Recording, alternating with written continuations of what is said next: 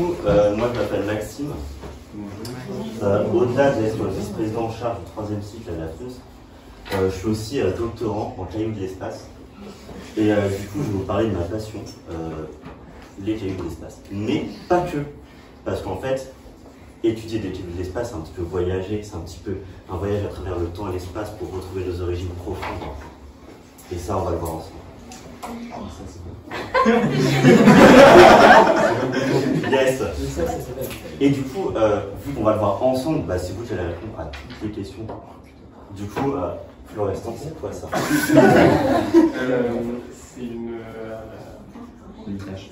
C'est un soleil. Et bah, presque. Et du coup, on va demander à Paul. Une galaxie. Ouais. Marie, c'est quoi ça? C'est pas les fous. C'est une galaxie. Ouais. Bon, je vais arrêter là en fait. Du coup, Paul, il vous a parlé de astrophotographie, bah ça, c'en est une. C'est un jour, des gens ils se sont dit, waouh, cette région du ciel, elle est super noire, est-ce qu'on n'irait pas pointer notre télescope là-bas? C'est ce qu'ils ont fait pendant 4 mois, c'était un peu long. Et en fait, ils se sont rendus compte que c'était pas si noir que ça, et qu'en fait, chaque partiel du ciel qui était un peu sombre, en fait, elle possédait plein de lumière. Et ces lumières, c'est quoi? C'est des galaxies. Ensuite, une galaxie, c'est quoi? Bah, somme toute, c'est un amas de poussière et de gaz qui se regroupent pour des raisons qu'on ne comprend pas encore, mais apparemment, il y a des trucs qui se passent au centre. Et ces amas de poussière et de gaz, c'est intéressant qu'ils se regroupent parce qu'ils peuvent interagir entre eux. Et quand on interagit entre nous, on crée des choses. On crée des choses, et ça, c'est une des choses qui sont créées, ce qu'on appelle ça des nébuleuses, donc c'est ce que vous a montré Paul juste avant. Et une nébuleuse, globalement, c'est quoi? C'est de la poussière, du gaz dans des volumes qui sont extrêmement élevés et dans des dimensions qui sont extrêmement élevées. Et lorsque, des fois, ces nuages s'effondrent sur eux-mêmes pour des raisons X ou Y, genre une baisse de la température, un événement céleste, ce genre de choses, pour une raison qui n'est pas forcément déterminée au préalable, on va former ce qu'on appelle un disque protoplanétaire. Et en fait, ça c'est les embryons de système solaire. Au centre, on a l'étoile, et si c'est un embryon de système solaire, est-ce que vous pouvez me dire éventuellement ce que sont ces sciences? Bien, c'est effectivement des planètes qui sont en train de se former et qui creusent en fait le disque protoplanétaire. Et du coup, si on prend une vue un petit peu d'artiste, on voit effectivement la proto-étoile, donc l'étoile en formation, avec les différents cailloux qui sont en train de se former, parce que une planète c'est un caillou à la base, c'est un gros caillou. Et on en voit qui sont en train de se former, et ils vont se former en fait en faisant plein de petits chocs entre eux. Et du coup, si tu te rentres dedans, paf, tu peux avoir un deuxième gros caillou. C'est un peu comme les naissances, mais sauf que là c'est de la division.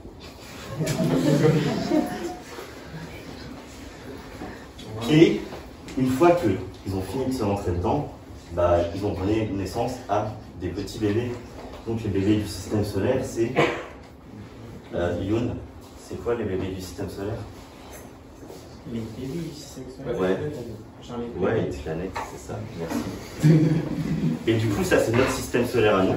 Donc sur cette diapo, on peut voir Mercure, Vénus, la Terre et Mars. Ma planète préférée, Jupiter, parce qu'en fait elle est grosse.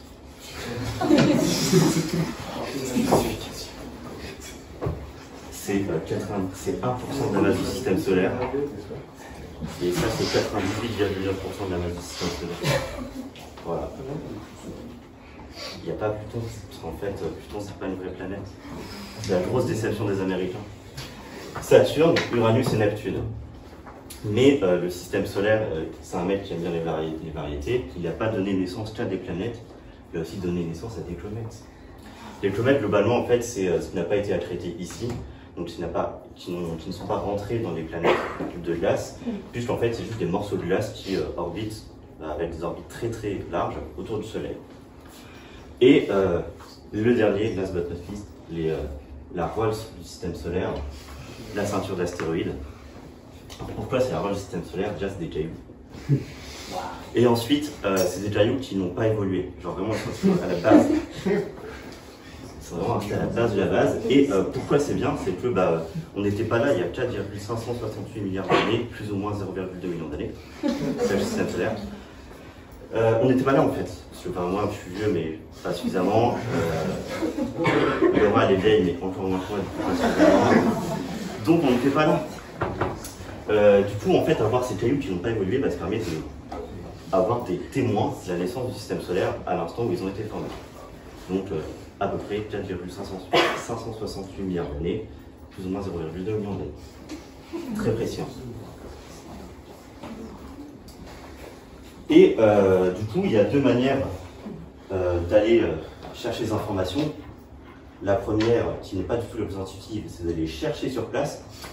Du coup, il y a des gens un petit peu bizarres, ils se disent tiens, on va dépenser des milliards dans une mission pour aller chercher des petits bouts de cailloux. On ne sait pas trop comment on va les échantillonner, mais vas-y, on va le faire. Si ça marche, c'est cool. Si ça ne fonctionne pas, bon, on aura dépensé de l'argent. Bon, en fait, ça va, ils sont un peu intelligents pour que ça marche. Et c'est ce que les Japonais, en fait, ils se sont dit en 2014, lorsqu'ils ont lancé la mission Hayabusa 2, il y a déjà eu Hayabusa 1, qui avait le même objectif, c'est-à-dire ramener des choses d'espace, mais ils ont échoué. La deuxième fois, ils ont réussi. C'est bien. Qu'est-ce qu'ils ont fait? Ils sont allés chercher un caillou entre la Terre et Mars, qui s'appelle Ryugu. Et Ryugu, c'est lui, il fait 900 mètres de diamètre, il a une forme en diamant, parce qu'en fait, il tourne comme ça. Et vu qu'en fait, c'est pas du tout un astéroïde primitif, c'est pas intelligent d'aller l'échantillonner, mais c'est pas grave. Quand il s'est reformé, paf, ça fait une forme en diamant. C'est un petit peu le joyau du système solaire. Voilà. Et donc, ok, sa première mission, c'est d'aller échantillonner des bouts d'astéroïdes, mais ici, il fait une distance X assez longue pour aller sur l'astéroïde, mais qu'il n'arrive pas à en échantillonner, c'est un peu chiant. Du coup, il a aussi d'autres instruments pour faire des mesures directes sur l'astéroïde.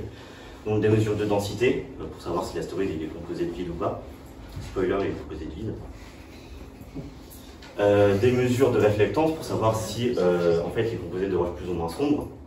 Donc en gros, on va vérifier si la lumière du soleil est bien réfléchie par l'astéroïde ou non. Il est pas mal réfléchi en fait. Elle est pas mal réfléchie la lumière du soleil. Et surtout, elle dispose de ça. C'est le meilleur aspirateur que les hommes ont fait. Puisque lorsque l'astéroïde est venu à la rencontre de l'astéroïde, ça a été le coup de foudre.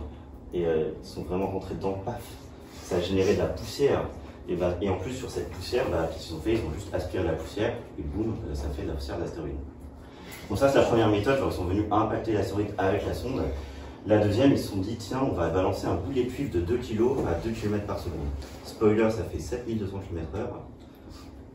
Ça fait beaucoup de dégâts. L'énergie à l'impact, c'est sur 4 millions de joules. Ils ont fait un cratère de 15 mètres de profondeur, 20 mètres de diamètre. C'est pas mal. Pas mal. Donc voilà. Donc ils ont récupéré une quantité X de poussière d'astéroïde, 5,4 grammes, ce qui fait que c'est la matière la plus chère qu'on peut trouver actuellement sur Terre, je pense, en termes de rapport poids. Voilà. On a 1 gramme à l'île, donc on est riche. Et du coup, moi, ma mission, en fait, c'est d'analyser ces grains de poussière que les Japonais se sont fait chier à aller chercher. Voilà, c'est ma mission. Ma deuxième mission, en fait, et ça, c'est ma mission préférée, en fait, c'est d'analyser ces météorites. Alors, celle-là, elle est belle, mais elle n'est pas intéressante. On va en parler après. Celle qui est vraiment intéressante, c'est celle-là. On appelle ça une chondrite. Parce qu'elle contient ce qu'on appelle des petites billes de terre qu'on appelle les chondres, tout son nom. Et en fait, ces chondres, on ne sait pas comment elles sont formées. Du coup, vu qu'on aime bien se poser des questions, on les étudie. Et non, en fait, c'est aussi les disques durs du système solaire. Elles ont enregistré la chimie du système solaire à l'instant où elles se sont formées. Du coup, c'est cool. Et je vous ai dit l'âge du système solaire qui est de... Tiens, qui est celui? Marigou, c'est quoi l'âge du système solaire? On a déjà demandé de moi, mais Tiens, c'est quoi l'âge du système solaire? Je l'ai répété 2 fois. C'est 4,568 milliards d'années, plus ou moins 2 millions d'années. Voilà. Et en fait, on calcule cet âge en fait, en mesurant les petits points blancs qu'on appelle des inclusions riches en aluminium et en calcium, puisque c'est les plus vieux objets du système solaire. Voilà. Ensuite, du coup, je vous ai dit que ça c'était vraiment intéressant, mais ça aussi en fait c'est intéressant. Parce qu'en fait, c'est une météorite dite de fer, et je vous ai dit que les météorites, elles évoluaient pas, bah, c'est faux. Si elles sont suffisamment grandes, elles évoluent en se différenciant, c'est-à-dire qu'elles commencent à fondre sous l'effet de leur propre masse, et elles réorganisent tous leurs éléments. Du coup, il y a des strates de fer, des strates de silicate, c'est-à-dire du verre en fait, et des strates de verre et de silicate. Parce que, voilà. Et ces petites lamelles qu'on voit ici, c'est ce qu'on appelle les figures de Wittmann-Statten. Ça vaut pas beaucoup, hein, c'est grave. Et on ne sait pas comment ça se forme, parce qu'on n'arrive pas à le reproduire en laboratoire, parce qu'on pense qu'il faut au moins 10 000 ans pour le reproduire en laboratoire. J'ai essayé, mon expérience est toujours faux. Et ça marche pas beaucoup. Mais du coup, on essaye. Et j'ai mis un catalyseur. Voilà. Et du coup, comment on les étudie ces bouteilles? En fait, on utilise ce qu'on appelle de la microscope.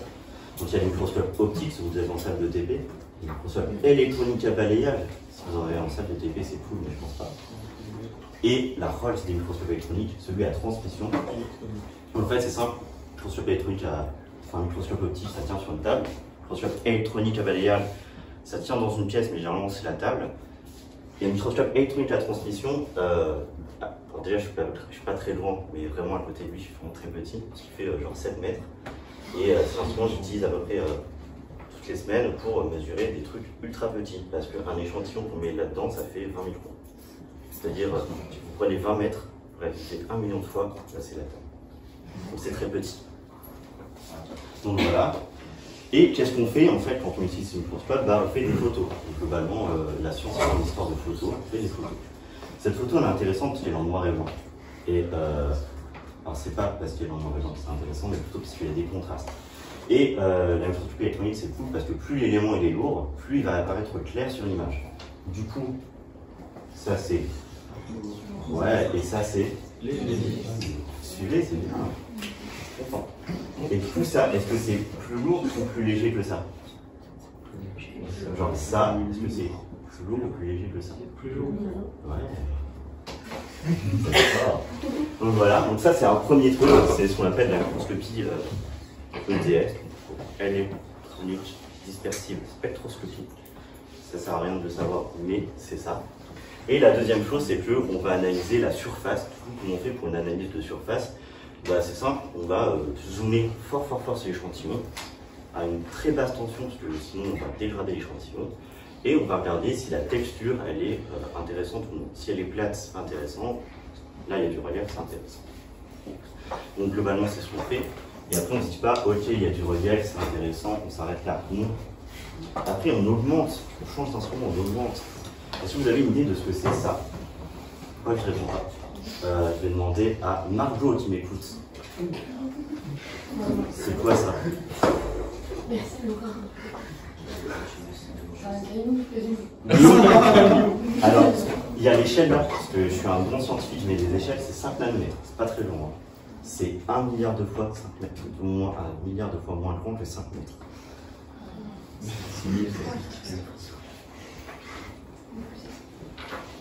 Alors, du coup, c'est vraiment très petit.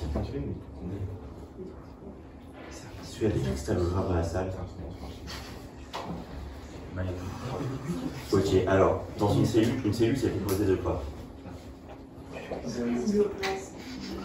De mitochondries. Ok, les biologistes ne répondaient pas. Avant la cellule, il y a quoi? Encore plus petit, la première brique. Voilà, ça c'est un atome. Enfin, non. Ce petit point c'est un atome, ce petit point c'est un atome, ouais, c'est un atome. Du coup en fait ce microscope il sert à clairement aller photographier des atomes, c'est stylé, de toute façon on ne savait pas comment c'était, comment c'est. Et comment c'est que c'est des atomes? En fait un minéral c'est super cool, ça s'organise spatialement dans l'espace. C'est-à-dire que un minéral il ne va jamais genre, avoir un atome là, un atome là, un atome là, un atome là, non. Il va respecter une maille élémentaire, c'est-à-dire un schéma, il va le produire tout le temps. C'est vachement pratique. Du coup, si on arrive à identifier le schéma qu'a le minéral, on peut savoir c'est quoi le minéral. Si on le lie à la chimie qu'on a obtenue juste avant avec les contrastes, là, on sait quel est le minéral et quelle est sa chimie. Il faut commencer à avoir aujourd'hui. Et je vous ai dit qu'en étudiant les météorites, on étudiait quoi? Avant. Genre, je vous ai dit la chimie de...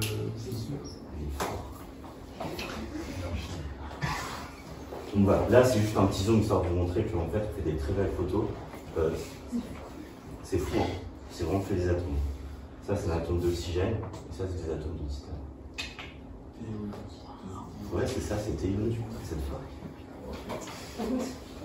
Donc voilà, donc en fait, on arrive à déterminer que c'est TiO2.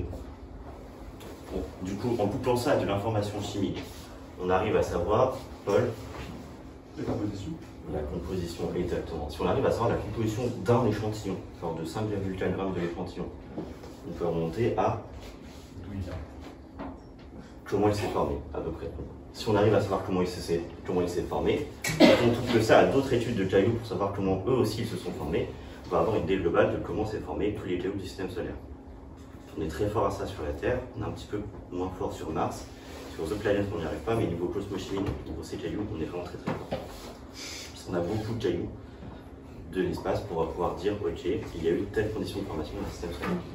Si on retrouve toutes ces conditions de formation du système solaire, on va pouvoir prédire comment le système solaire a évolué depuis sa naissance jusqu'à nos jours. Mais globalement, il a évolué pendant 10 millions d'années, donc ça va en fait.